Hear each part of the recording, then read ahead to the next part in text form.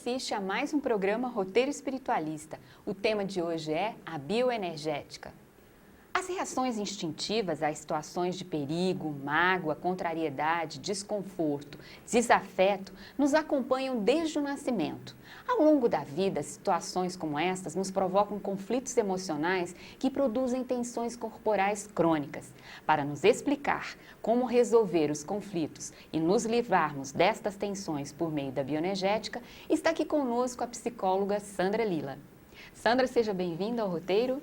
Muito obrigada pelo convite de poder estar aqui falando um pouco da bioenergética. Na verdade, eu gostaria de fazer, em primeiro lugar, uma distinção entre bioenergética e análise bioenergética. Bio, vida, energética, energia, energia da vida, né? Na verdade, sempre que a gente faz algum movimento, seja andar de bicicleta, caminhar, não importa qual tipo de movimento, isso é um movimento bioenergético, ok? Análise bioenergética é uma outra coisa, é um tipo de psicoterapia que envolve o corpo. Uhum.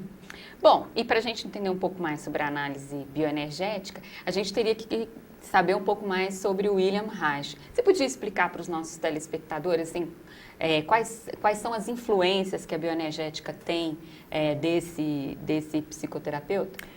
Olha, isso é muito importante, porque na verdade a base da bioenergética vem de Reich e também da psicanálise. Na verdade, a bioenergética, ou análise bioenergética, vê a personalidade em termos do seu corpo e dos seus processos.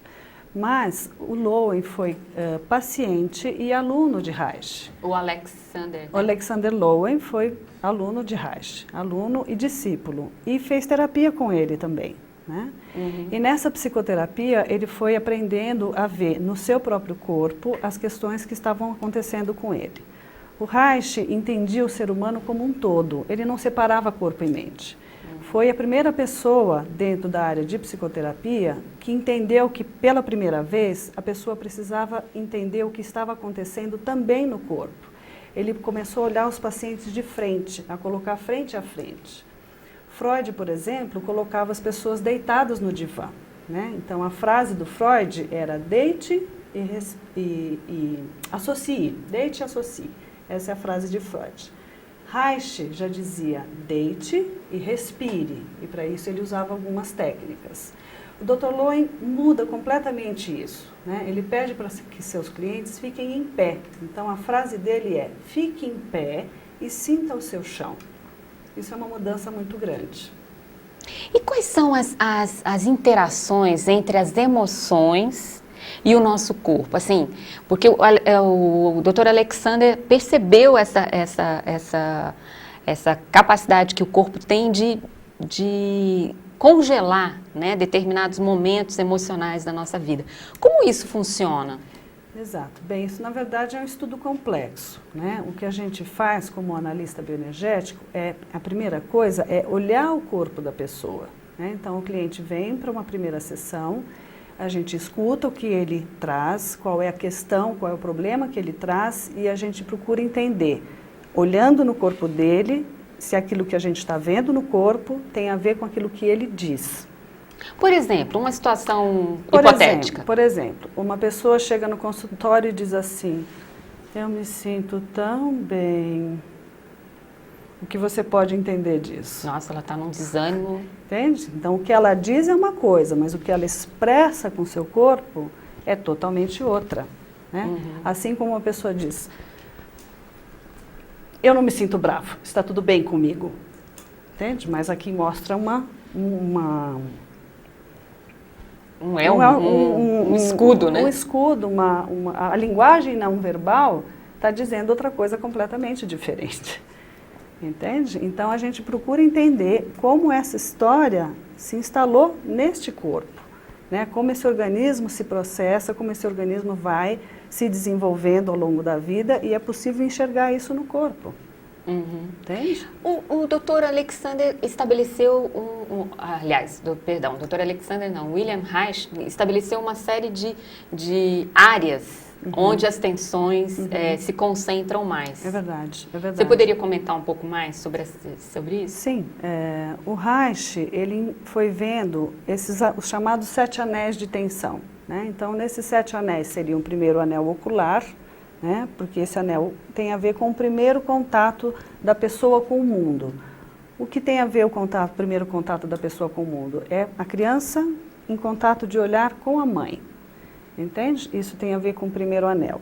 O segundo anel é o anel oral, né? O contato da pessoa, do bebê com a boca e com o seio da mãe. E assim por diante, né? Uhum. Quais seriam os outros? O anel cervical, né, que tem a ver com a questão do controle, com a pessoa poder ligar as questões do pensamento com o corpo. Depois o anel peitoral, né, que tem a ver com as emoções, os sentimentos de amor, de afeto e de poder se ligar com o mundo e com as pessoas. O anel diafragmático, que depois nós vamos falar um pouco mais com as questões de respiração, e depois o anel pélvico, que tem a ver com as questões de sexualidade. Ah, e como é que você, dentro do consultório, trata essas questões, assim, entre o que o paciente está falando e esses anéis de tensão na análise bioenergética? Eu vejo, né? A gente olha, principalmente olha no corpo. Para isso, uma sessão de bioenergética, a gente conversa com a pessoa e vê com ela se é possível ela vir com menos roupa. Né? Isso também é uma grande novidade, é uma mudança muito grande dentro do processo de psicoterapia, porque a pessoa se expõe de shorts, de biquíni, de maiô, como ela se sente à vontade, para que a gente possa ver no corpo dela estas tensões. Na verdade, toda tensão esconde um medo ou uma raiva. Esconde outras emoções também, mas especialmente o medo costuma estar por cima de outros sentimentos. E a gente vai trabalhando isso com as técnicas apropriadas para que a pessoa possa desbloquear essa tensão. Você falou sobre a questão da respiração agora há pouco, né? Qual é a importância da respiração nesse processo da dissolução dessas couraças? A respiração é extremamente importante, né? Isso foi uma das coisas que Reich descobriu e que depois Lowen acabou desenvolvendo até um instrumento para trabalhar essas tensões, né? O Reich descobriu que a gente segura as emoções com a respiração, né? Por exemplo, se eu estou em ansiedade, a minha tendência é ficar assim. Prendendo a respiração. Prendendo a respiração, né? Isso também é uma postura de medo, né? Você segurar a sua respiração. Por outro lado, existem outros tipos de respiração, por exemplo, a respiração apenas abdominal.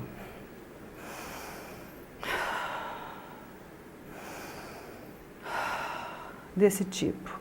Existe um outro tipo de respiração que é apenas da parte de cima do peito, né? Cada uma tem o seu significado. A ideia principal é que a pessoa possa ir liberando as suas tensões do diafragma e que possa liberar com isso as emoções que estão presas, especialmente o sentimento de tristeza, né? Que muitas vezes está por baixo de todo esse se segurar.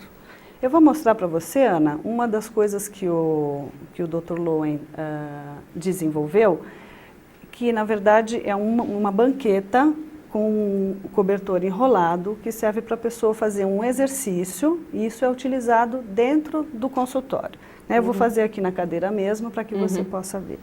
Então, a pessoa coloca as costas apoiadas, né? Coloca os seus braços para trás, solta a cabeça e respira.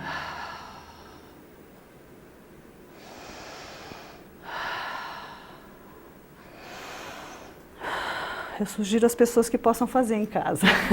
E como isso ajuda as pessoas a entrarem em contato com as suas emoções?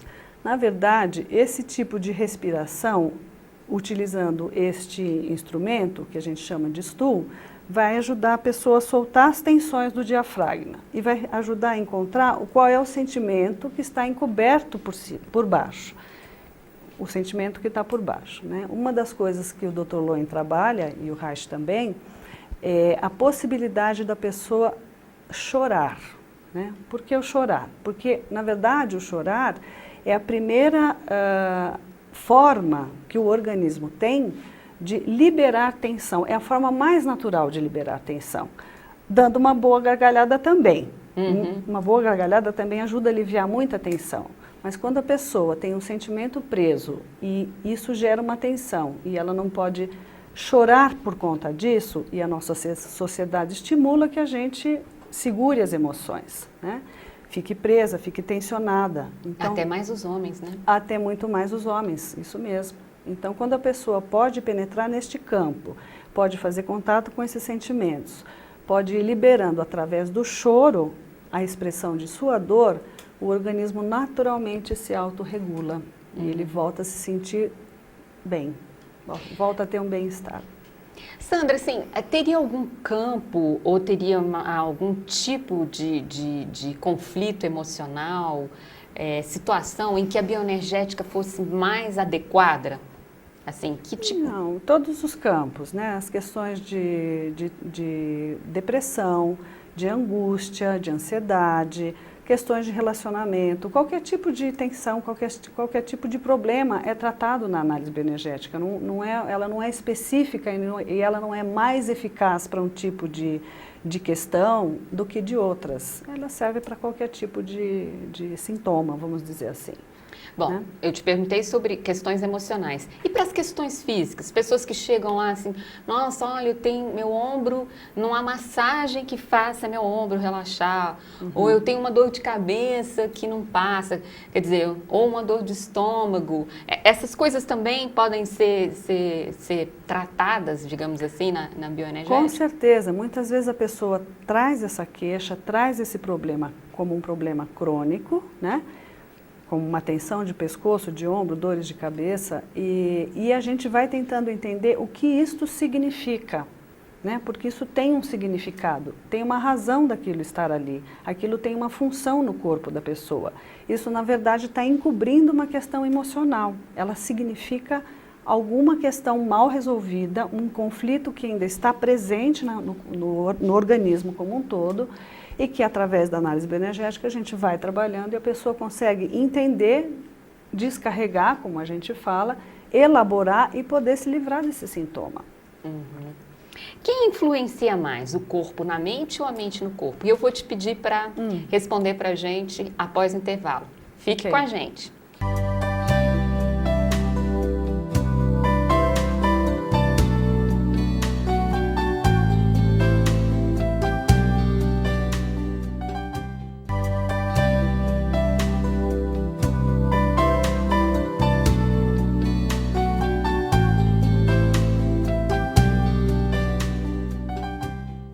Você está assistindo ao programa Roteiro Espiritualista.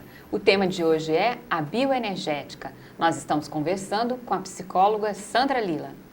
Sandra, no bloco anterior eu te perguntei, quem influencia em quem? O corpo influencia na mente ou a mente influencia no corpo? Ambos se influenciam mutuamente. A mente influencia o corpo e o corpo influencia a mente.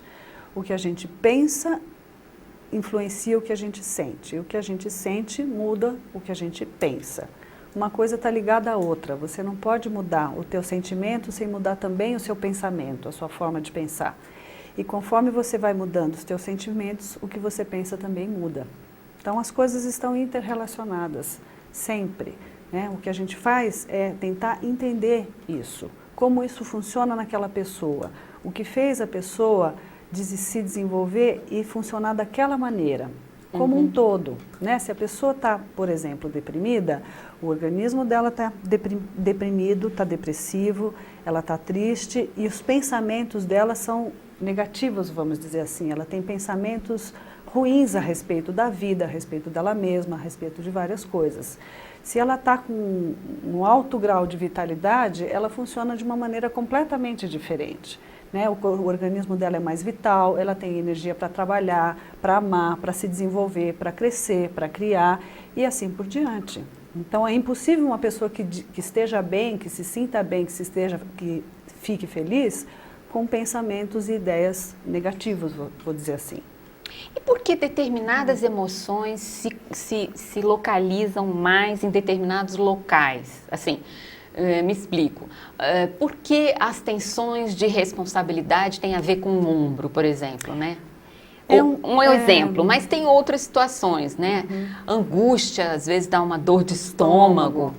Por que as emoções se localizam assim, corporalmente? Não existe uma explicação que eu possa te dizer por quê. A gente sabe que assim é. Né? A gente foi entendendo que essas questões aparecem desta forma no corpo. Né? Mas existe essa correlação, e essa é uma correlação do cérebro com o organismo, é um todo, entende?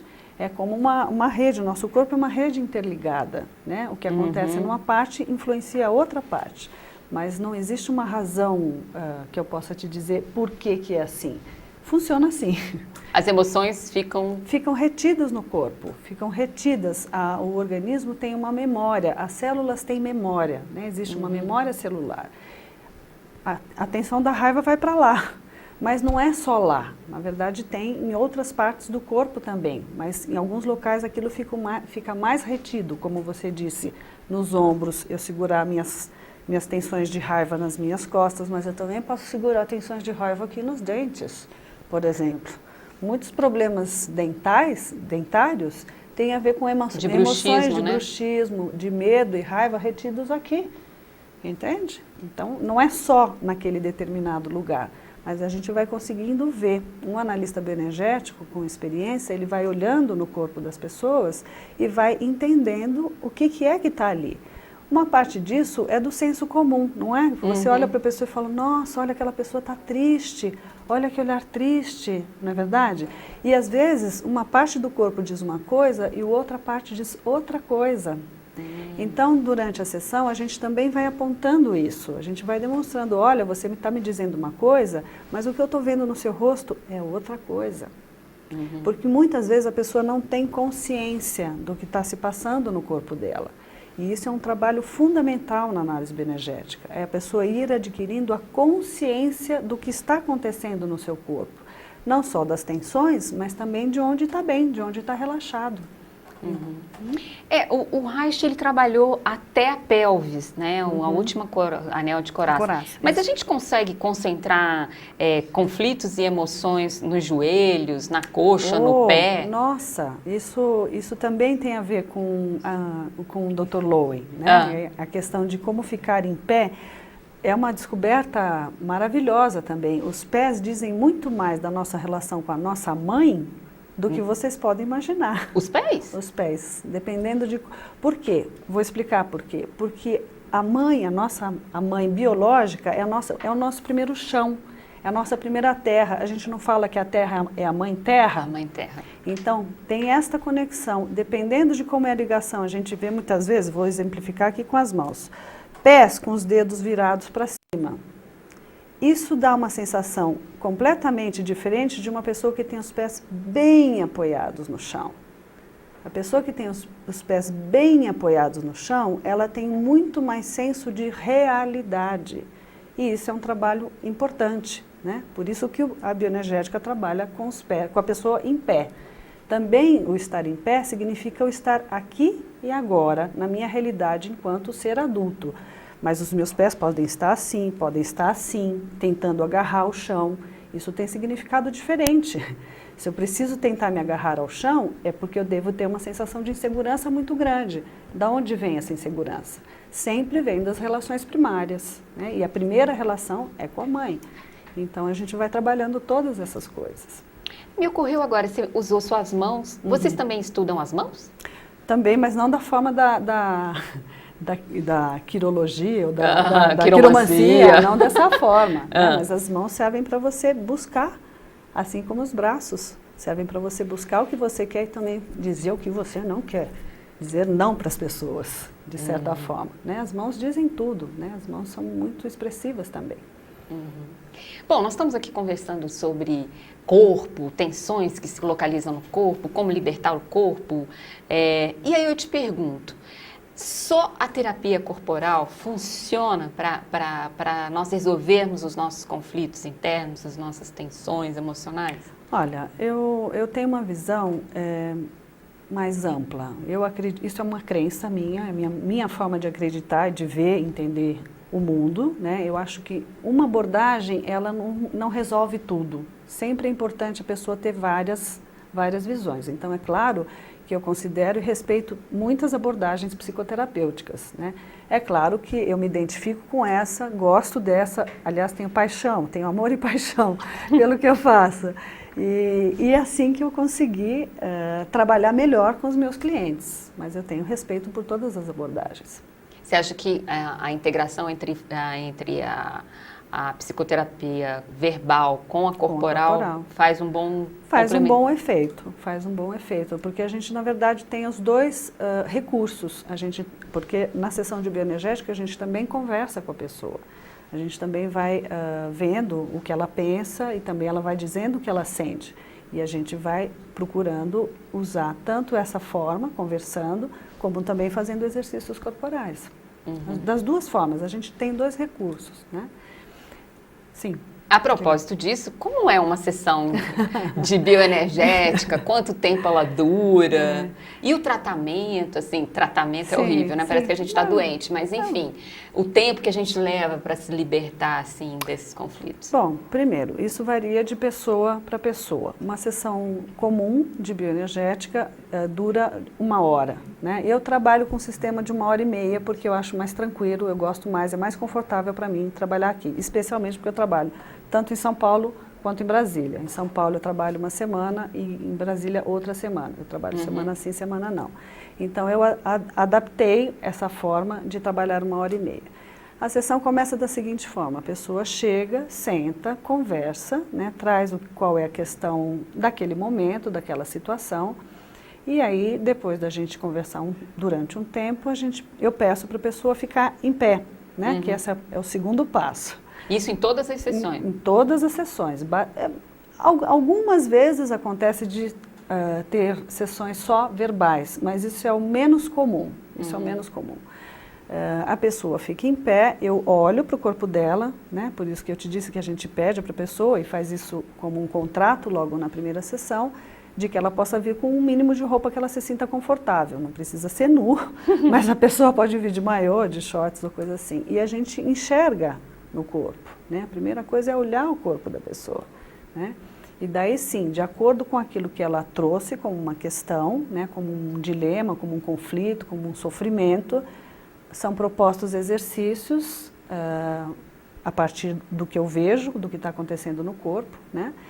E daí, a partir desses exercícios, a pessoa vai começando a sentir aquilo que ela não estava podendo sentir.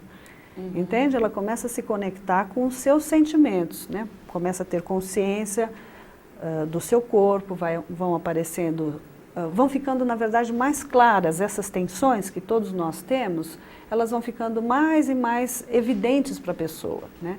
É até interessante que algumas pessoas dizem assim: puxa, mas antes eu não sentia nada e agora eu sinto. Não é isso, é que a pessoa começa a ter consciência daquilo que estava escondido antes. Aquilo aparece para ela, aquilo fica em evidência, por exemplo, a tensão das costas fica evidente para ela, e aí é feito proposta os exercícios para que ela possa liberar essas tensões, e entendendo todo um processo, entendendo o que isso tem a ver com ela, o que isso tem a ver com a história dela, com a história anterior das relações primárias dela, e que influência isso está tendo hoje. Entende? O que ela está fazendo com a vida dela agora e o que está impedindo ela de se desenvolver melhor e de ter mais vitalidade, né? Então, feito isso, a pessoa muitas vezes descarrega uma emoção, que seja medo, dor, raiva, alegria, aquilo que estava preso vem para fora.